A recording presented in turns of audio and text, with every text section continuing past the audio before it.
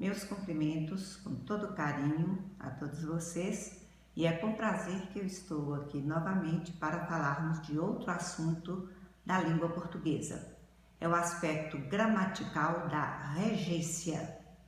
E nós vamos seguir este esquema para organizar nossas explicações. Regência, primeiramente nós vamos falar no conceito, depois na divisão da regência, depois vamos dar alguns exemplos de verbos e de nomes, e o último assunto, a última divisão da regência é a crase.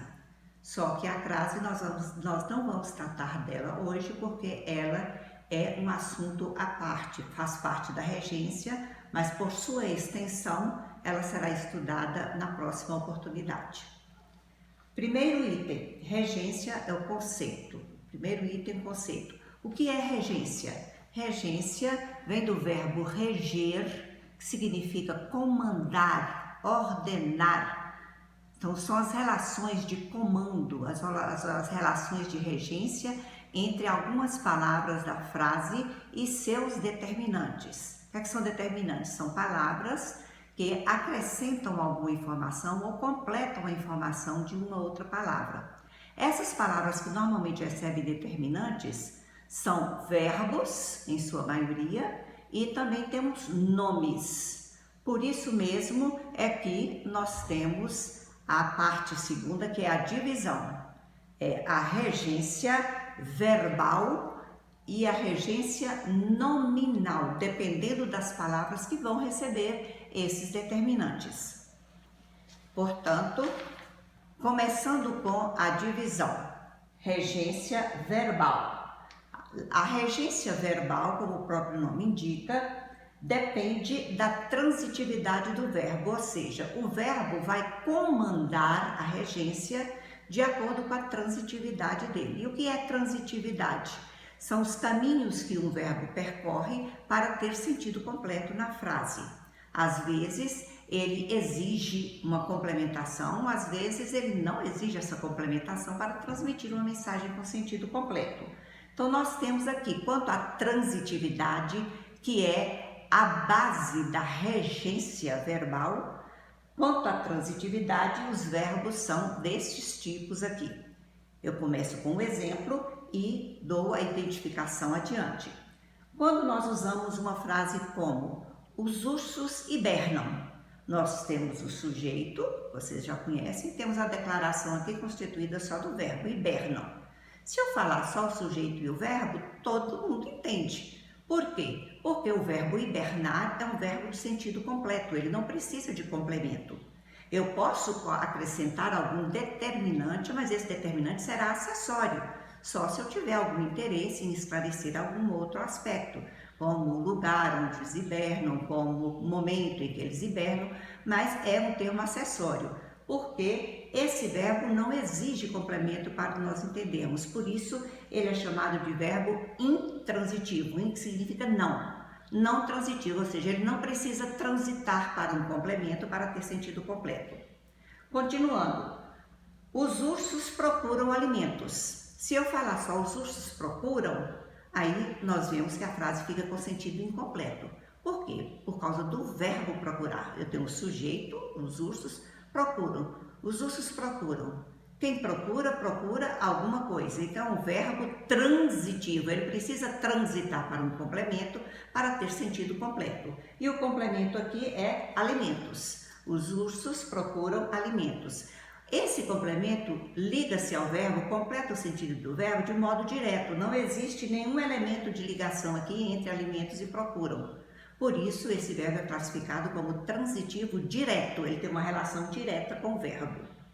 O terceiro exemplo, os ursos precisam de alimentos. Se eu falar só o sujeito, os ursos, e o verbo precisam, a frase fica incompleta, os ursos precisam.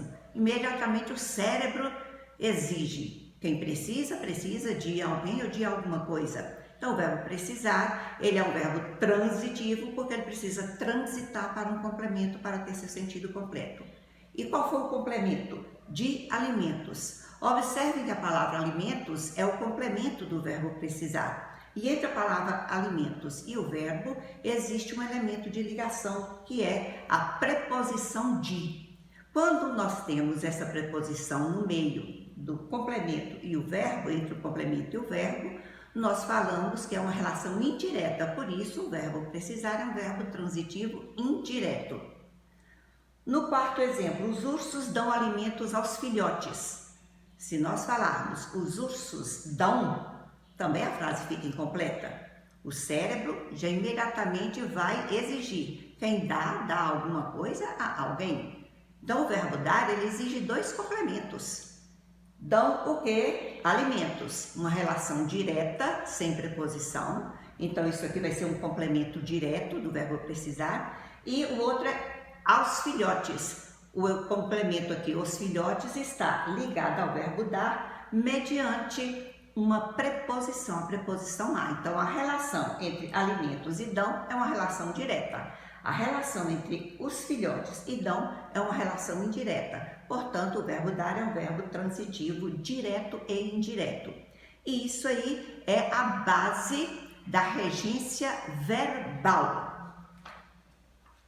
Quanto à regência nominal, ela é mais restrita que a regência verbal.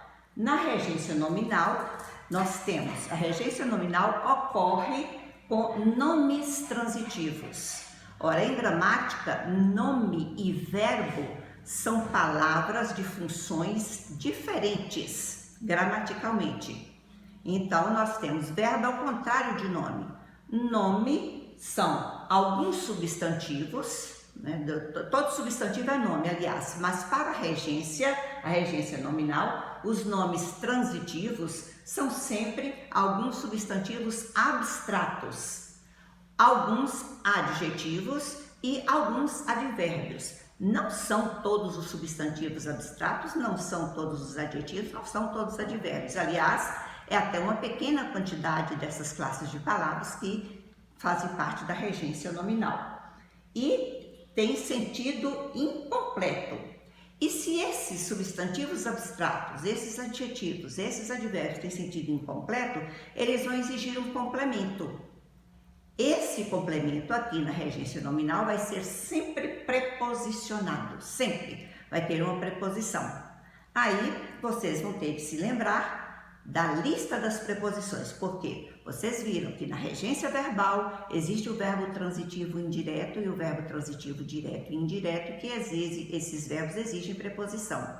E na regência nominal, todos esses nomes aqui, de sentido incompleto, eles exigem também preposição entre o complemento e ele, o nome. Daí a necessidade de vocês se lembrarem daquelas preposições essenciais, que muita gente na escola memoriza. Alguns professores ensinam a memorização mediante até música, e elas vêm nas gramáticas em ordem alfabética para facilitar essa memorização. São as famosas preposições a, ante, após, até, com, contra, de, em, entre, para, perante, por, sem, sobre. Essas preposições são fundamentais para a regência verbal e a regência nominal. Vejam aqui nos exemplos da regência nominal. Primeiro exemplo, todos têm necessidade de afeto. Se nós falarmos a frase só todos têm necessidade, fica incompleta. Aqui a palavra que está incompleta não é verbo, necessidade não é verbo, é um substantivo abstrato. É um dos substantivos abstratos que tem sentido incompleto.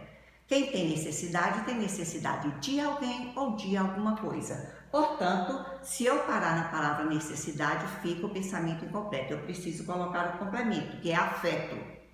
E necessita de afeto. Afeto é o complemento do substantivo abstrato do nome necessidade, e entre o complemento e o nome vem uma palavra de ligação, que é a preposição de aqui no caso. Outro exemplo, estamos ávidos por boas notícias. Se nós falarmos só estamos ávidos, ávidos é um adjetivo. Verifiquem que nomes transitivos podem ser substantivos abstratos, podem ser adjetivos. Aqui o adjetivo ávidos tem sentido incompleto. Se nós simplesmente comunicarmos estamos ávidos, a frase está incompleta. Quem está ávido por alguma coisa. Então, nós temos o complemento aqui, é boas notícias. Estamos ávidos por boas notícias. Boas notícias complementa aqui o adjetivo ávido, se dá uma característica para o sujeito do verbo estamos, que é nós. E esse complemento boas notícias está ligado ao adjetivo ávidos mediante a preposição por. Então, exige a preposição. Aqui de necessidade foi a preposição de, aqui de ávidos a preposição é por. E um terceiro exemplo, o juiz decidiu favoravelmente ao réu. Se a frase for dita simplesmente, o juiz decidiu favoravelmente, o pensamento estará incompleto, porque favoravelmente é uma palavra de sentido incompleto. Quem decide favoravelmente é favoravelmente a algo ou a alguém. Esse aí é uma preposição. Então, favoravelmente exige um complemento. O complemento aqui é o réu. E entre o complemento o réu e a palavra favoravelmente, que é um nome porque é um advérbio de modo, olha o sufixo mente indicando aí que é advérbio, a palavra aqui, réu, está ligada ao advérbio favoravelmente, mediante um elemento de ligação que é a preposição a. Exemplo de regência nominal. Então, os dois tipos de regência já estão aqui demonstrados para vocês. Agora, nós vamos tratar de mostrar algumas especificações sobre regência verbal e sobre regência nominal. Temos aqui atenção especial à regência de alguns verbos e nomes. Até o momento, nós demos para vocês a ideia do que é regência verbal e regência nominal. Mas há alguns casos dentro de ambas que nós precisamos de chamar a atenção e dar pelo menos uns dois exemplos, a fim de que vocês possam depois autonomamente procurarem em gramáticas, em dicionários, que o dicionário, ao dar o significado das palavras, também dá uma regência quando há necessidade. Então, pode ser dicionários ou uma gramática ou livros específicos sobre regência. Primeiramente, com relação à regência verbal. Verbos com mais de um sentido. É um dos grandes problemas da regência verbal, é esse caso aqui de homonímia verbal. Vocês devem se lembrar de que na parte da semântica nós estudamos um item chamado homonímia. São palavras que são iguais na escrita e na pronúncia e com sentidos diferentes. Acontece muito isso com alguns verbos. Temos aqui o primeiro caso que eu cito, e é o caso mais comentado normalmente, é o verbo assistir. O verbo assistir, ele na realidade constitui 4 palavras diferentes. Então ele tem 4 significados diferentes, 4 sentidos diferentes. E em cada sentido, ele vai apresentar uma regência diferente. Então vejamos, olha aqui. Primeiro exemplo, assisto ao filme. O verbo assistir, nesse sentido aqui, de ver, presenciar, é o mais usado no dia a dia. No entanto, as pessoas usam muito erradamente. O verbo assistir aqui está no sentido de ver, presenciar alguma coisa. Ele viu o filme, presenciou o filme. Então, o verbo assistir, quando é sinônimo de ver, presenciar, ele é um verbo que exige a preposição a. Assistir. Assistir a quê? Ao filme. O filme é complemento do verbo assistir e como o verbo assistir está no sentido de ver, presenciar, exige uma preposição entre o complemento e o verbo. Então, a relação aqui é com a preposição a. Quem fala assisto o filme, assistir o teatro, está cometendo um erro gramatical, um erro linguístico, um erro de regência verbal. Vejam o segundo exemplo. Assiste os flagelados. Ora, acabei de falar aqui, assistir sem a preposição? Sim, porque aqui é outra palavra. Esta palavra aqui, apesar de ser escrita do mesmo jeito, pronunciada do mesmo jeito, é outra palavra. Assistir os flagelados. Aqui, o verbo assistir está no sentido de ajudar, de prestar assistência. Então, aqui eu prestei assistência, eu ajudei os flagelados. Nesse caso, observem bem, o verbo assistir, com outro sentido, ele já não tem preposição. Ele aqui assistir os flagelados. Os flagelados é um complemento direto do verbo assistir. Aqui em cima é um complemento indireto, objeto indireto ao filme. Aqui, os flagelados é um complemento direto, objeto direto do verbo assistir. Os flagelados. Terceiro exemplo, essa decisão assiste aos pais. Esse verbo aí, ele é pouco usado no dia a dia. É um verbo considerado da norma culta elevada. Mas é preciso que a gente cuide também da linguagem.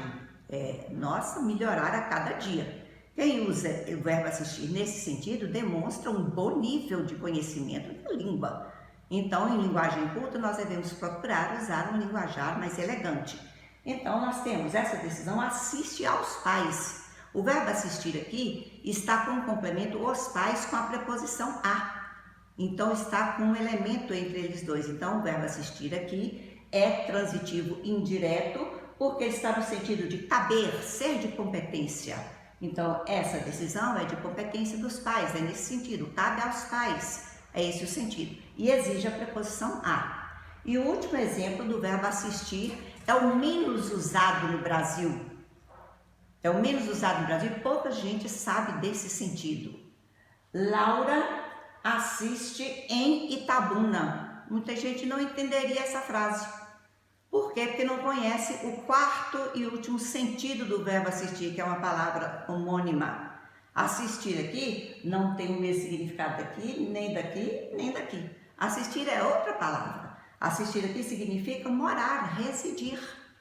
Se a frase diz Laura assiste em Itabuna, quer dizer Laura mora em Itabuna, Laura reside em Itabuna. Nesse caso, exige a preposição em, e em Itabuna fica sendo uma circunstância de lugar do verbo assistir. Então, esse foi o primeiro verbo. Vou citar mais um verbo aqui para vocês verificarem. Isso aqui tem 4 sentidos. Vou citar mais um verbo para vocês verificarem como funciona o caso de verbos que mudam de regência de acordo com a mudança de sentido. Verbo proceder. Proceder são 3 palavras diferentes na realidade. Por isso, ele constitui uma palavra homônima. 3 sentidos. O primeiro, alguns alunos procedem mal.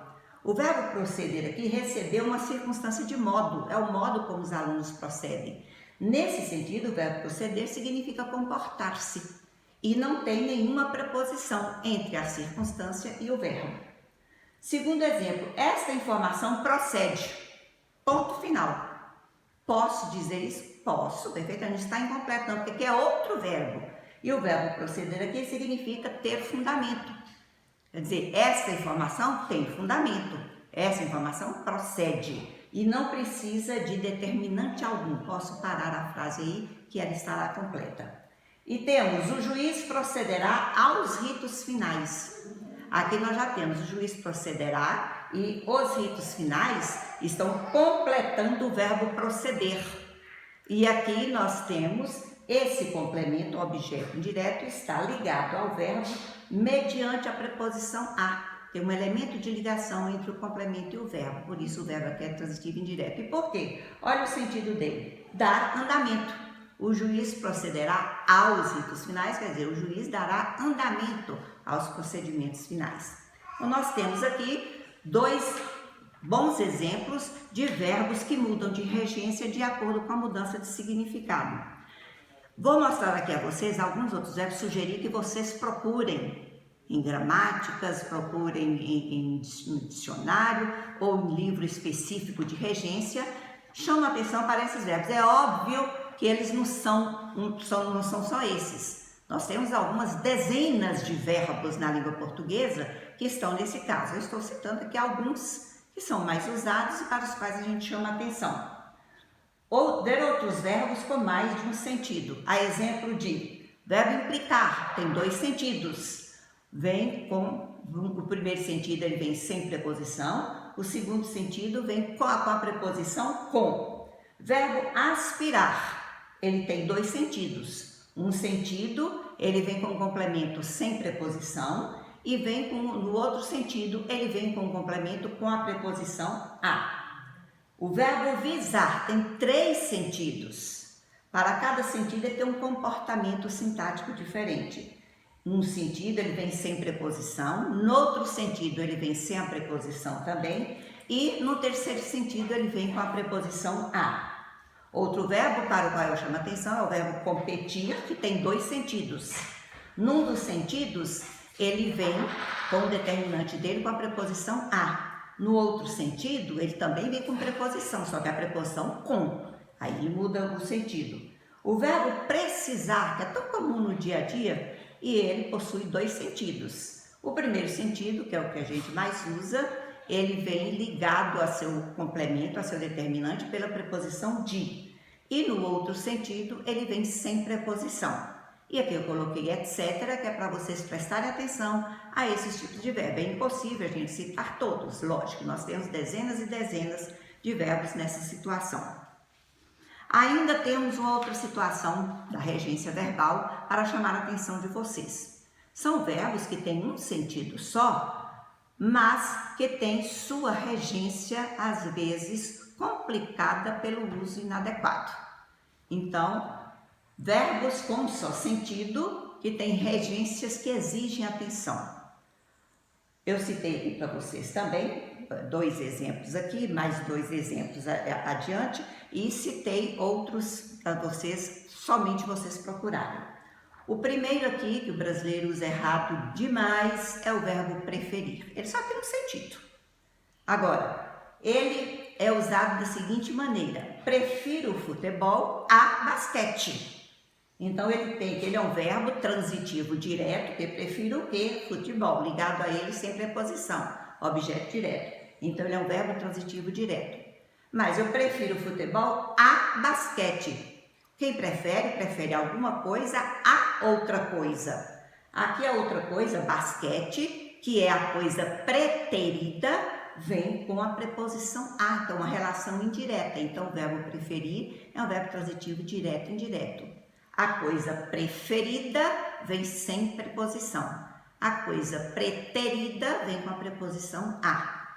Por isso, observação, não usar. Prefiro futebol do que basquete. O verbo preferir não traz ideia de comparação, e esse do que indica comparação.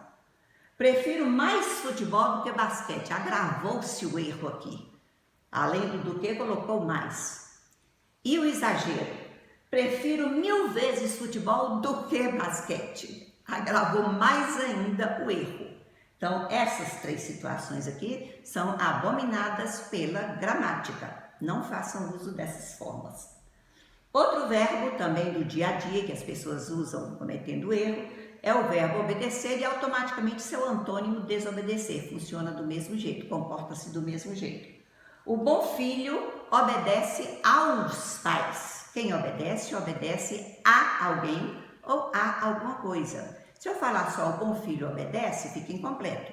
Então o verbo obedecer exige um complemento, ele é um verbo transitivo. Agora, o complemento dele, os pais, está ligado ao verbo pela preposição a, e se ligou aqui ao artigo os, aos pais. Então, o verbo obedecer é um verbo transitivo indireto que exige a preposição a.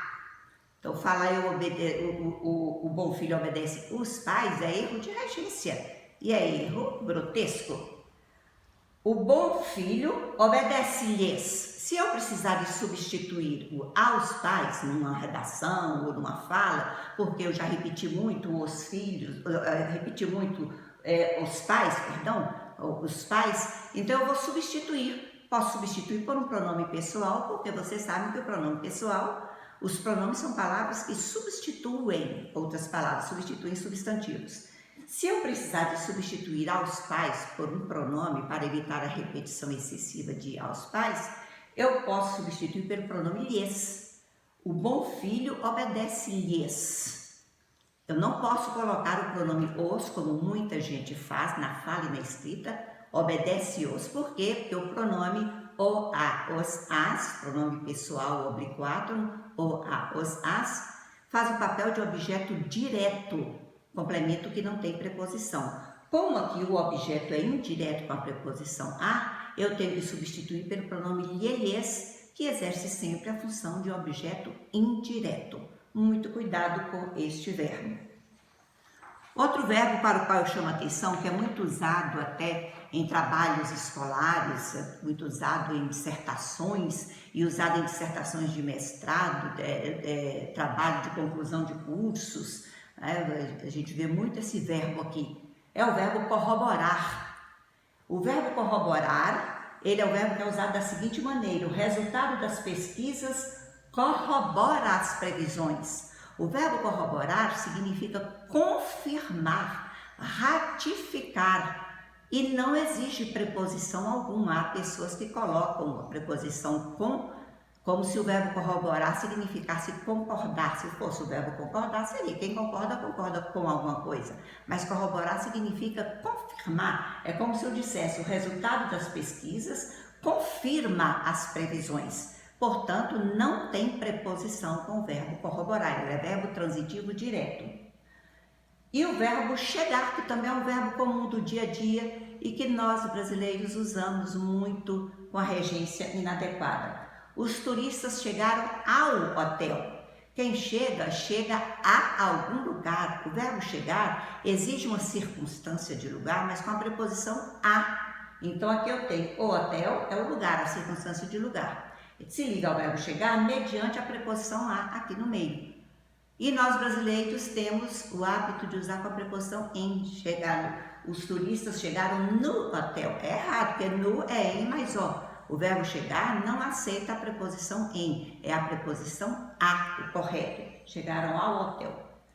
Agora, citei estes como exemplos, dei exemplos de frases. Agora, chamo a atenção de vocês, aí vocês vão procurar, conforme eu disse, vão ser autônomos, vão ter autonomia, mediante essas explicações anteriores, de procurar a regência de alguns outros verbos, como, por exemplo, simpatizar e antipatizar, verbo namorar. Muita gente usa erradamente namorar com o verbo namorar, não tem preposição. Eu namoro fulano, não namoro com fulano. O verbo acarretar, o verbo ir, o verbo residir, o verbo situar-se, etc.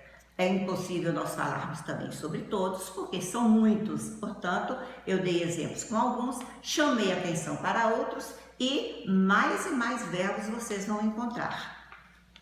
Aqui nós terminamos de falar na regência verbal com suas situações. Agora nós vamos falar na regência nominal aqui, conforme que nós temos naquele primeiro quadro que eu mostrei. Nós terminamos de falar na divisão da regência verbal e demos alguns exemplos de verbos. Agora nós vamos falar sobre nomes.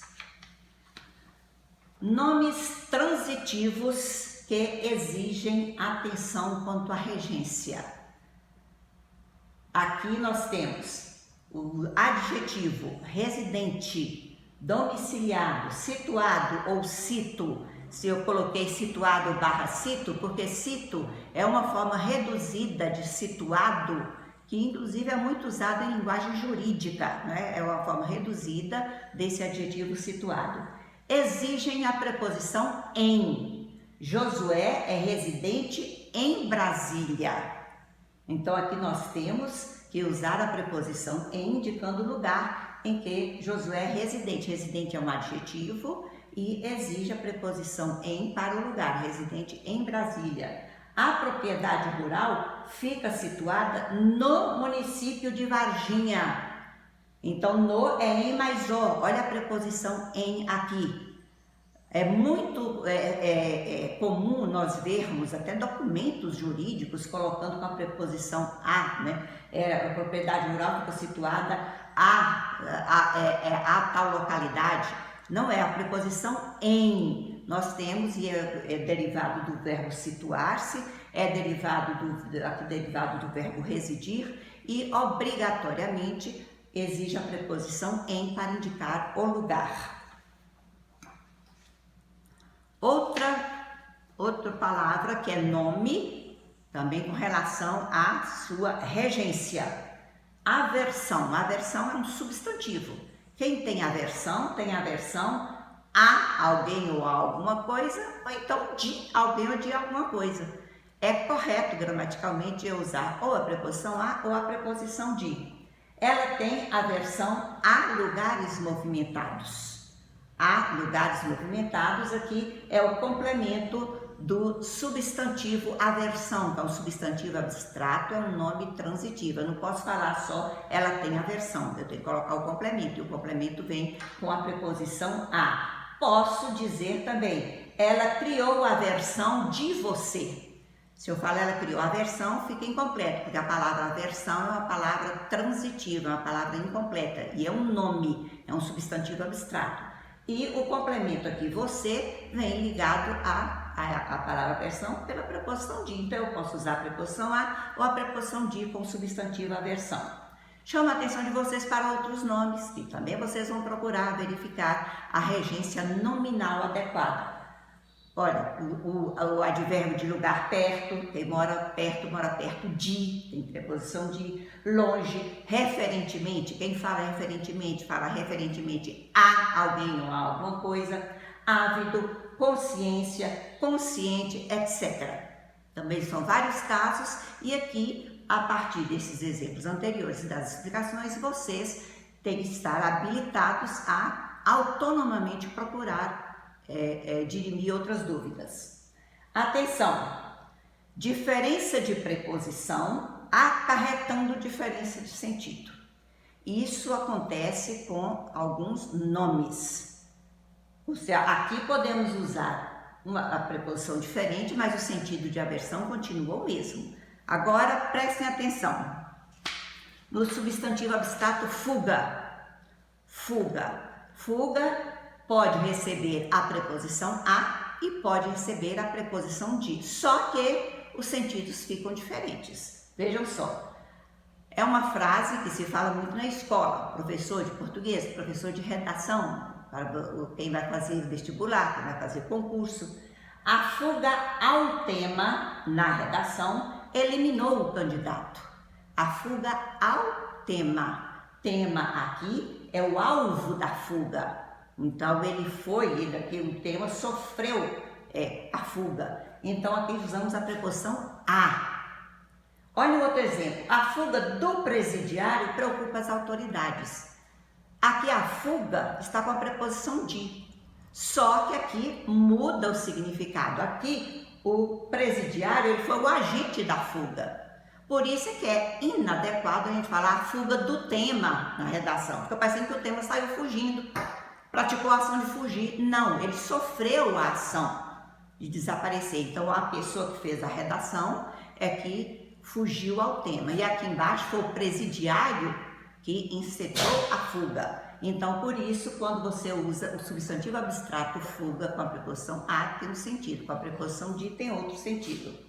Outros casos em que isso pode acontecer, olha aqui alguns nomes: agressão, permissão, declaração, oferta, atendimento, que podem receber, elas aceitam mais de uma preposição, só que ao mudar a preposição, muda também o significado da mensagem. Era isso que eu tinha para trazer para vocês hoje, e a última parte da regência, que é a crase, vai ficar para o nosso próximo encontro. Muito obrigada!